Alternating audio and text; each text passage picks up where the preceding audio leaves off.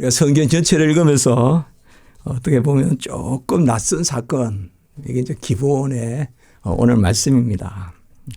뭐 이런 일이 있나 싶을 그런 일이고, 저도 이 부분은 성경을 처음 읽었을 때 보통 성경이 우리가 생각하는 맥락대로 이렇게 흘러가잖아요. 그런데 이 부분을 읽었을 때는 뭐 이게 무슨 사건인가, 지금 어떻게 이걸 받아들여야 되는가, 잘했다는 건가 못했다는 건가, 또 기본은 잘한 것인지 못한 것인지, 또 이스라엘 백성은 쏘은 것은 맞는데 잘 받아들인 건지 어떤 건지, 왜 성경에 이렇게 귀한 한 장을 할애해서 이 말씀을 전했을까요? 우리가 이 부분을 오늘 잠깐 한번 같이 나누면 좋겠습니다. 이스라엘 백성은 여리고 성을 또 아이 성을 무너뜨렸습니다.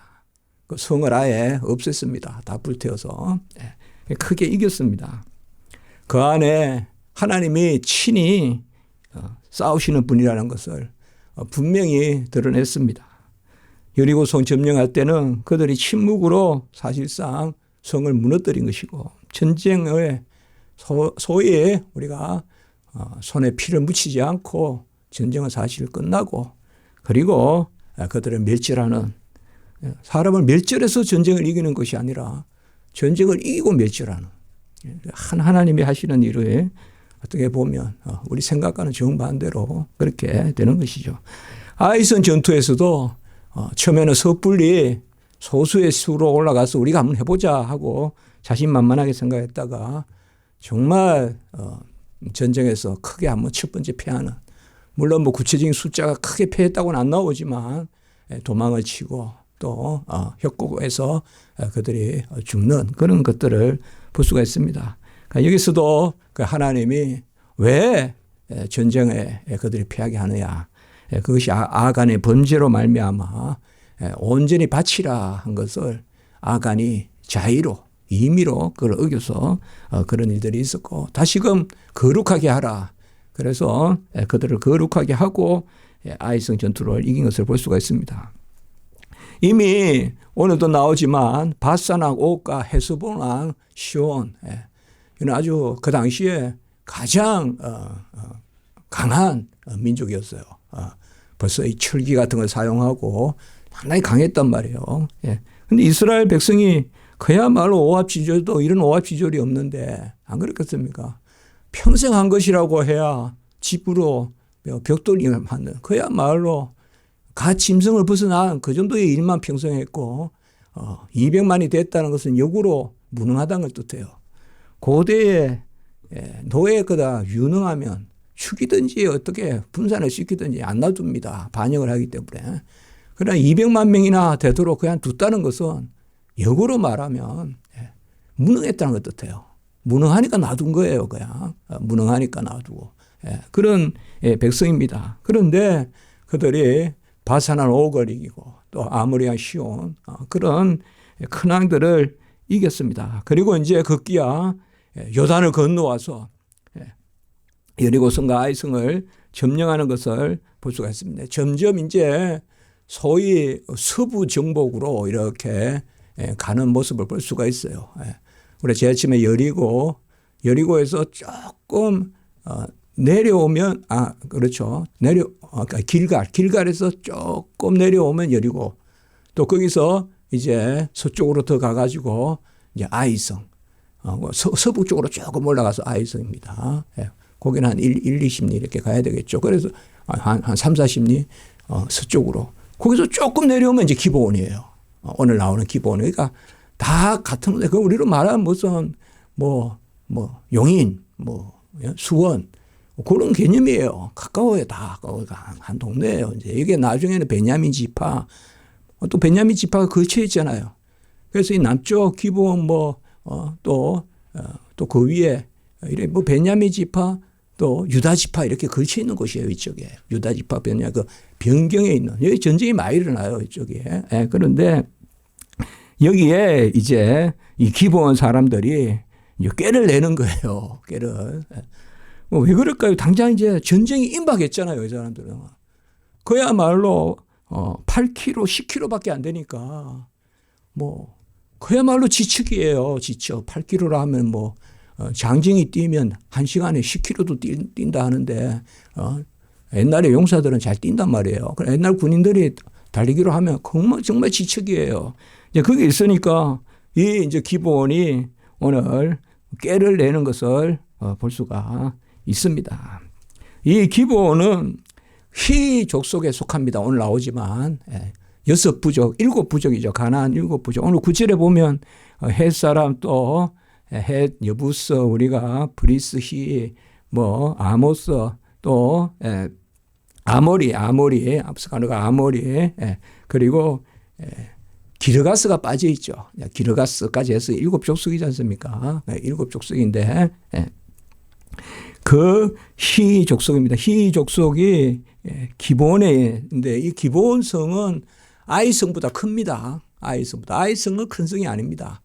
아이는 우리가 봤지만은 인구가 남녀 12,000인데 사실 이스라엘 백성은 장정이 3만 명이 올라가가 진정한 거죠. 겸손하게 진정한 거죠. 그래서 이긴 거예요. 처음에는 3,000명이 올라갔다가. 그런데 여기는 기브온은 아이 성보다 큽니다. 그래서 요 바로 밑에 뭐가 있느냐? 이제 바로 밑에 예루살렘이 있어요. 그러니까 이 예루살렘은 정복을 한참 못하는 거예요. 그러니까 이 기브온까지는 일찌감치 정복을 하는데 이 예루살렘, 헤브론 이쪽은 강하단 말이에요. 이쪽이다. 산지로 올라가고.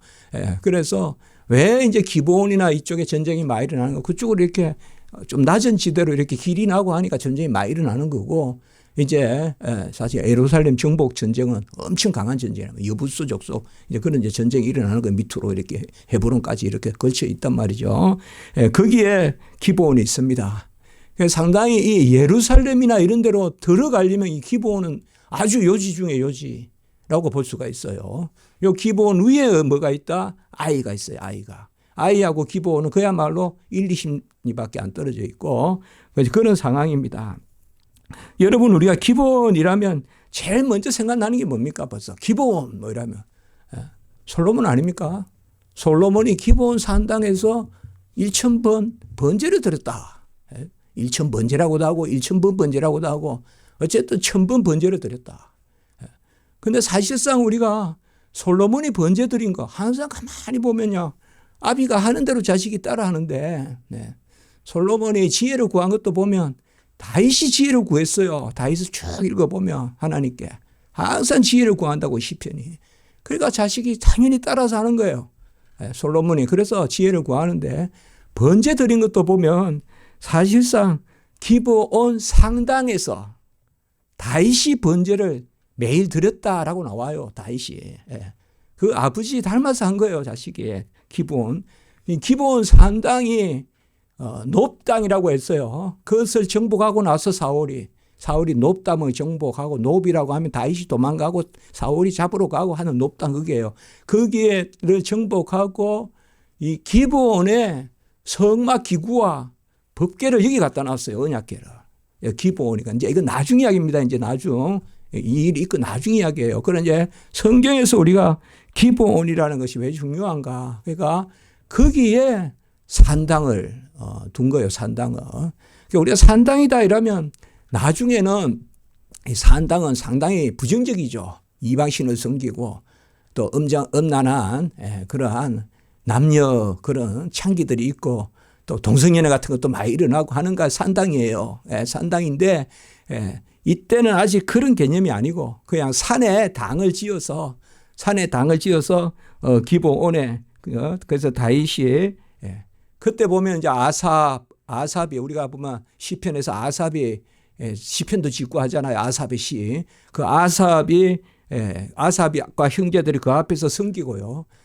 다윗 시대 때 제사장이 사독이잖아요. 사독계 가문이잖아요. 사독이 그곳에서 드리고 또 오베데돔 있잖아요. 우리가 잘 아는 오베데돔도 여기서 섬기고 했던 데가 이 나중에 이건 이제 나중 이야기입니다. 우리가 나중에 근데 그 기브온이 오늘 여기로부터 출발된다는 것을 우리가 생각을 해야 된다. 기브온 산당이라는 개념이 있는 곳이 바로 이 기본입니다. 기본. 그래서 여기에서부터 이제 나중에 이 기본은 특별히 어떤 도시들이 있는가 하면 17절의 말씀에 보면 기본하고 같이 시 족속이 여기에요. 기본과 17절에 오늘 그비라와 부에롯. 그비라는 뭐 자주 안 나오지만 부에롯은 자주 나오는 거고 가장 자주 나오는 우리가 중요한 것들 기란 여아림이죠. 또 기란 여아림. 그 기란 여아림이 뭐예요?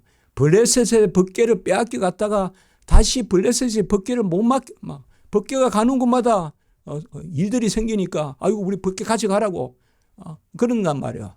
그때 기란 여아림으로 가져와요. 그러니까 여기 기란 여아림 여기로부터 해서 나중에 이제 다윗이 법궤를 가지고 올라가는 거예요. 그쪽에 다윗성으로. 그러니까 중요한 지역이에요. 이쪽이.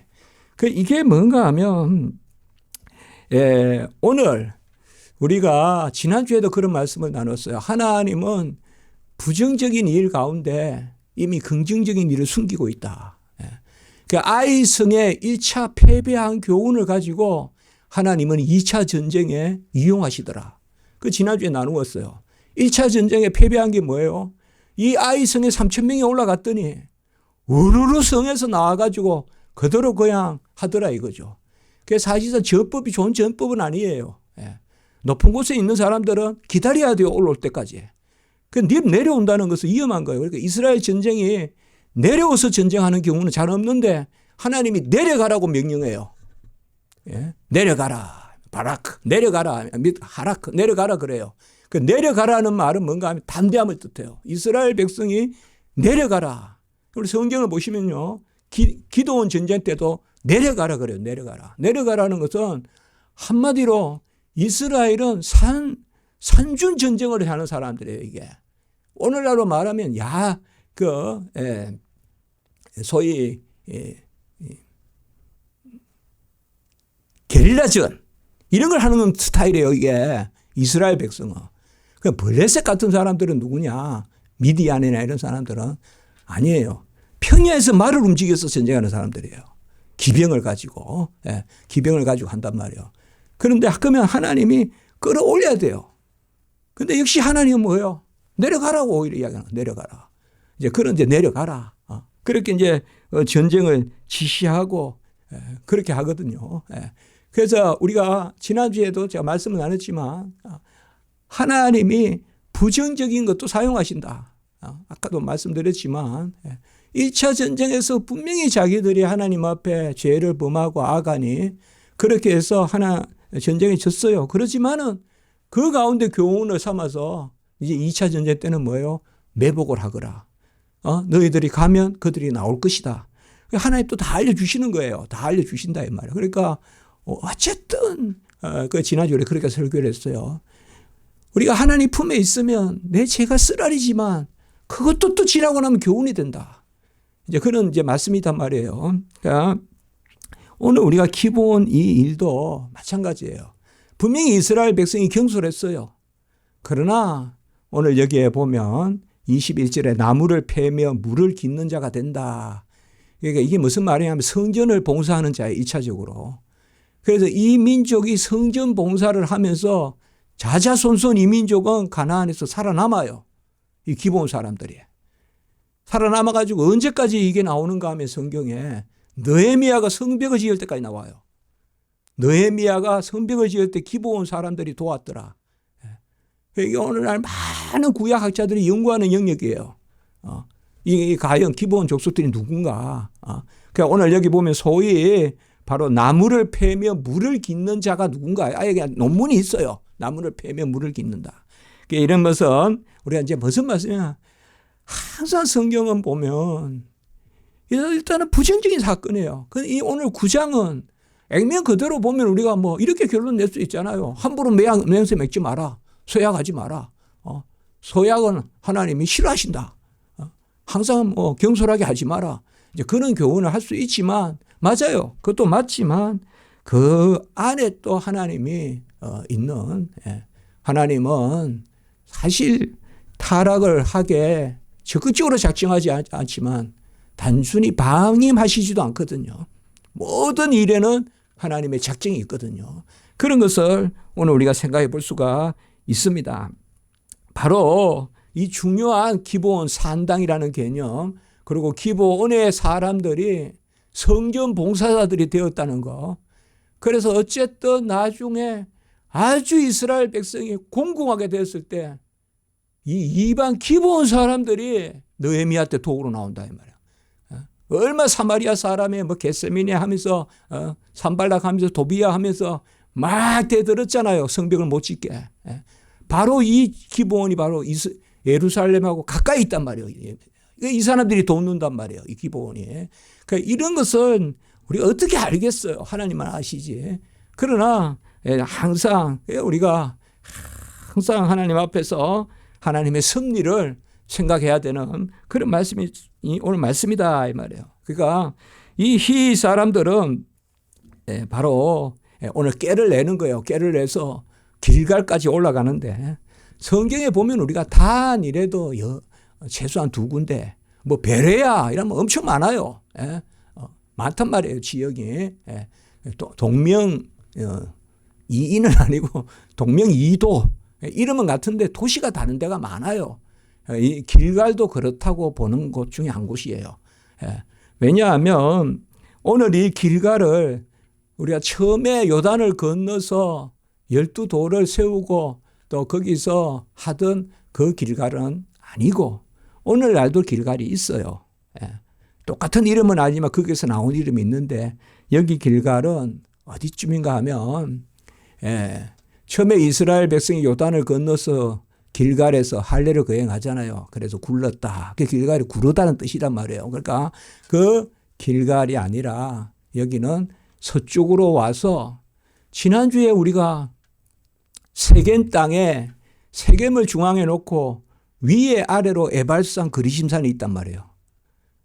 세겜은 꼭 깨 올라가야 돼요. 한 30km. 그것도 먼 게가 아니에요. 우리가 뭐 깨라고 이스라엘은 깨지만은 오늘날 우리가 보면 차 타면 정말 금방 가는 곳이에요. 그런데 거기에 에발산 그리심산에서 지난주에 보면 아이성을 이기고 난 다음에 그곳에서 깎지 않은 돌, 치지 않은 돌로 다듬지 않은 돌로 단을 짓게 하잖아요.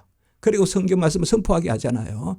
그것은 뭐를 의미한다고 했습니까? 지난주에 우리가 아이성 전쟁으로 그들을 그까지 쫓아갔거나 아니면 이미 그까지 영향을 미쳤거나 그까지 올라갔다는 거죠. 이제 거기에서 이곳까지 오늘 기브온까지 내려오는 중간쯤 길갈이라는 곳이 있어요. 중간쯤 길갈이. 여기 이제 기브온은 또 옆에 어떤 도시들이 있는가 하면 이게 크게 보면 베델로 다 묶이는 지역이에요. 이쪽이 크게 보면 우리가 경기도 이러는데 여기 베델 근처예요. 다 이쪽이. 우리가 크게 보면 베델 근처 그 위로는 세겜 근처. 그래서 창세기 32장 그 이후로 이제 약복강을 그런 데서 약복강에서 조금 서쪽으로 가면 그 숫꽃이 나오고 이제 이렇게 하지 않습니까? 거기가 세겜이란 말이에요. 세겜에서 우리 야곱이 아주 봉변을 당하잖아요. 디나가 강간을 당하고 또 막 그 세겜 하몰하고 막 해서 할례를 이용해서 사람을 죽이고 가장 그 야곱이 그 일을 싫어한 일이에요. 하나는 자식들은 잘한다고 했는지 몰라도 시몬과 레이가 그렇게 했단 말이에요. 그런데 거기에서 딱 깨달은 거잖아요. 야곱이. 빨리 베델에 가서 단을 쌓아야 될 텐데 약속을 했는데 창세기 28장에 올라가면서 그걸 까먹고 있었던 거예요. 약속을 지켜야 되는데 베델에 가서 단을 쌓으리라. 그 베델군이에요. 오늘 여기 지역이. 오늘 기브온 이쪽 지역은.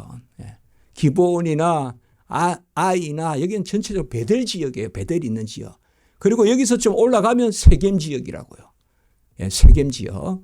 그래서 어떻게 생각할수 보면 하나님의 이쪽을 상당히 단을 쌓거나 이러한 중요한 지역으로 여긴 거예요. 하나님이. 오늘 기본도 이제 산단 계명도 나오지만 그리고 이제 그 밑으로 내려와서 조금 내려와서 예루살렘, 다윗성, 시온 이렇게 이제 중심이 정착이 된단 말이에요. 그러니까 그렇게 이제 크게 우리 한번 생각하면 돼요. 뭐 지리를 알려고 하는 게 아니라 성경 말씀을 그 다 뜻이 들어 있으니까요.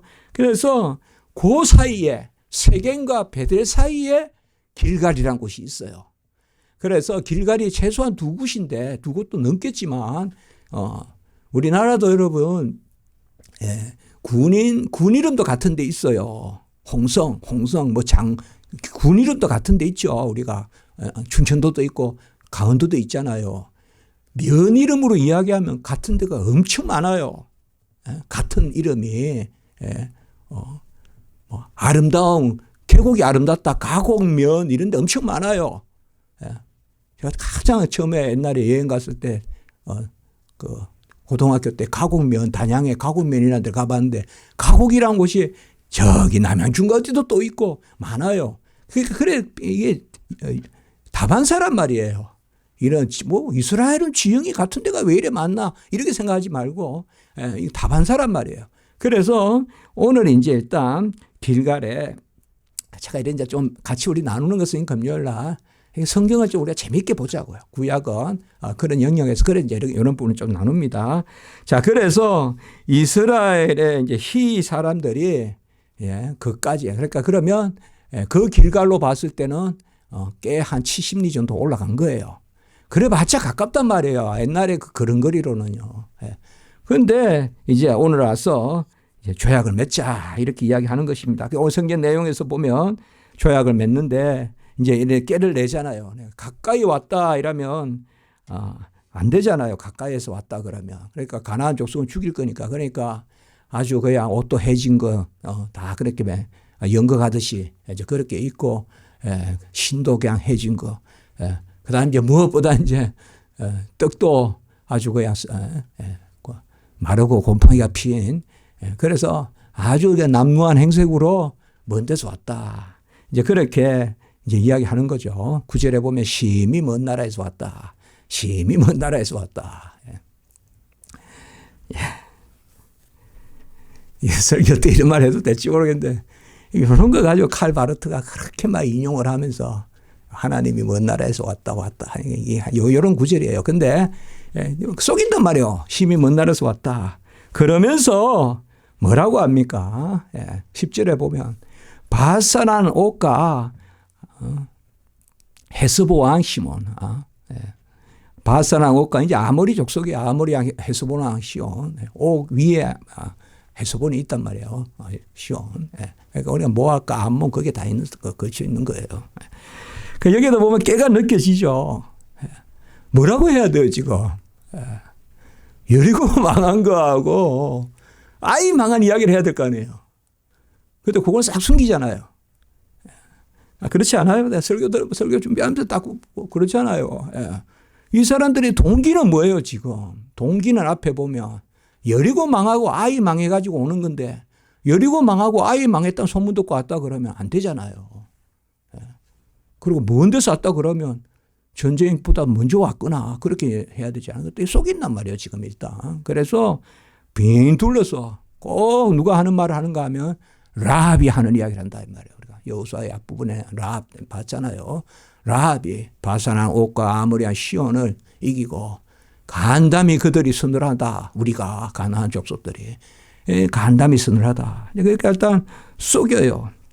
그리고 이제 14절에 보면 이제 양식을 취하고 그들이 가져온 양식을 취해요. 그런데 다 곰팡이 핀 거를 뭘라고 취하겠냐 이렇게 생각할 수 있지만 이게 바로 화친을 맺는 징표란 말이에요.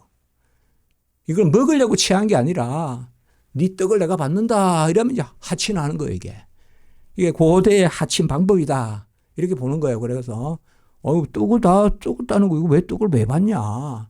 이제 그게 아니라 썩든 안 썩든 그걸 내가 받아준다는 것은 뭐 옛날에 근데 말을 몇 마리 가져가 주면 받아주면 형제라고 서로 통한다든지 뭐 간혹은 뭐 말도 안 통하고 이럴 때 그럴 수도 있을 거 아니에요. 떡을 좀 갖다 줘 받으면 그게 하친이라든지 그렇게 해서 하친을 맺었다. 이 하친이란 말이 사실 샬롬이라는 뜻이에요. 샬롬. 하친을 맺었다 서로. 그렇습니다. 이 내용을 우리가 너무 뭐 구체적으로 그렇게 볼 바는 아닌 것 같아요. 그러면 이스라엘 백성이 화친을 맺은 것은 잘한 것이냐 이 말이에요. 일단 이거는 범죄가 아니냐 이 말이에요. 자, 아간의 범죄가 있었어요. 그 이스라엘이 이것을 혹시 잘못한 일이라면 하나님이 크게 혼을 냈을 텐데 그런 부분은 안 보여요. 예, 그러니까 아간이 뭐 신화상 애투를 하나 취하고 금과 은을 취하고 그렇게 많은 분량 아니에요. 그러나 그건 아예 그냥 돌로 돌무덤을 만들어 버리잖아요. 아글골짝을 만들어 버리잖아요. 예, 그런데 여기서는 그러면 과연 잘한 것인가? 일단은 잘못한 거예요. 우리가 신명기에 보면 7장 특별히 보면 출애굽기 민수기에도 나오지만 가나안인들하고는 조약을 맺거나 혼인하지 말고 전부 멸하라고 했어요. 신명기 특별히 7장에서 11장에 출애굽기도 나오고 민수기도 나와요. 이거는 우리가 자주 볼 수 있는 거예요. 가나안 땅에 젖과 꿀이 흐르는 땅에 가라고 명령할 때마다 꼭 이야기를 하시는 거예요. 가서 취하라, 멸절하라. 가나안에서. 그래서 결혼도 하지 말고 또 그들을 불쌍히도 여기지 말라. 그렇게 이야기해요. 그런데 신명기 20장에 보면 조금 다른 말씀이 나와요. 근데 다르다고 생각하는데 이걸 우리가 잘 봐야 돼요. 신명기 20장에 가보면 특별히 10절 이후에 보면 전쟁을 하다가 상대편에게 먼저 화평을 선언하라는 거예요. 이게 뭔가 하면 샬롬이에요. 이게 말하면 이스라엘 백성으로 말하면 우리 주님이 부활하셔서 평화로라 하는 그 인사란 말이에요. 그게 먼저 샬롬을 외치라고 하는 거예요. 우리 전쟁 안 해도 된다. 죽이러 온 게 아니다. 그래서 그러면 상대편이 성문을 열고 그리고 조공을 내겠다. 조공이 뭐예요? 바로 바치겠다. 그러면 이제 쌀을 바치고 예컨대 가축을 바치고 그러면 화목하라 그거예요. 화목하라. 그런데 여기까지만 보면 안 돼요. 주로 여기까지만 가지고 이스라엘 백성에게 하나님이 화평을 요구하는 사람은 화평하라라고 한다라고 하지만 20장 17절 이후 말씀을 봐야 돼요. 우리가 20장 17절 20장 신명기 20장 17절 이후는 뭔가 하면 바로 내게 기업으로 주신 땅의 족속은 멸절하라 이렇게 이야기해요. 그러니까 여기에 이제 뭔가 하면 그 땅이 기업으로 주신 땅인가 아니면 전쟁을 하는 땅인가. 그 전쟁을 하는 경우에는 항상 그 나라를 우리나라 삼으려고 가는 건 아니잖아요. 예컨대 무슨 길을 내달라든지 항상 그런 식으로 고대 전쟁이 일어나잖아요. 우리가 어디 갈 테니까 길 좀 내달라 그러면서 은근히 이제 전쟁을 일으키고 하는 거 아니겠습니까? 그래서 사실상 이것은 이스라엘 백성들이 그릇 맹세한 것은 맞습니다. 그러니까 참 이스라엘 백성에게는 이런 상황들이 낯설 수밖에 없을 수도 있어요. 왜냐? 이런 경험을 많이 못한 민족이에요. 우리가 하나님이 하나씩 가르치어가는 그런 것이라고 볼 수가 있어요. 우리에게 유일한 생명의 언약은 생명을 주거나 살리는 것은 하나님께 속한 것이거든요. 그러니까 우리가 잔인하라는 게 아니에요. 하나님의 명령은. 생명은 하나님께 있다는 것을 이야기하는 거예요. 내가 하친을 맺어서 샬롬을 선포한다고 해서 그 샬롬이 효과적인 샬롬이 되는 건 아니다 이 말이에요. 그러니까 여기에서 우리가 두 가지를 잘 생각해야 됩니다. 잘했느냐 못했느냐? 못했습니다. 틀렸어요. 그 다음에 뭐냐? 하나님이 이 일을 용서하시는 거예요. 이 일을 용서하시고 그 하나님이 그릇된 일이지만은 용서하시고 그리고 그 일 가운데서 하나님의 뜻을 이루세요. 이런 것은 자주 볼 수가 있어요. 자주 볼 수가. 사사기나 이런 데 가보면 자주 이런 개념이 나와요. 잘못된 것을 용서하시고 그 일을 사용하시는 이 개념. 막 폐역할 때 그래도 그 민족을 그 지파를 없애면 안 된다. 그래서 오히려 그 지파를 다시금 살려주고 보존해주고 그들의 폐역함을 봤을 때는 아주 난리가 나잖아요. 이 사사기에 가보면 그 폐역함이. 그런 것을 우리가 좀 볼 수가 있어요.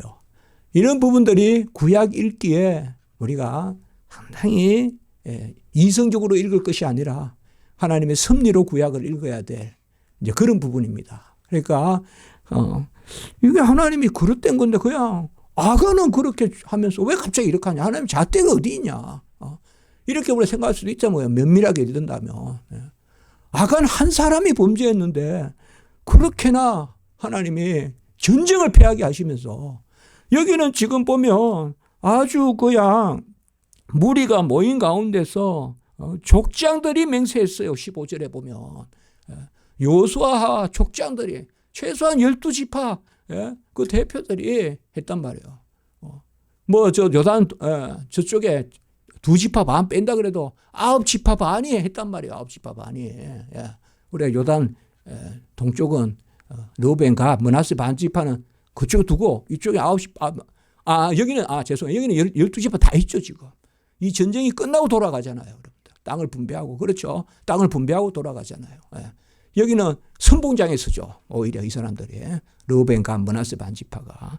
그래서 오늘 말씀에서 우리가 기브온의 21절에 나무를 패며 물을 깃는 자다. 이것은 아주 중요할 때 나중에 다시 나타납니다. 이게 선지서에. 그러니까 이것을 쓰고 기브온을 향한 하나님의 뜻.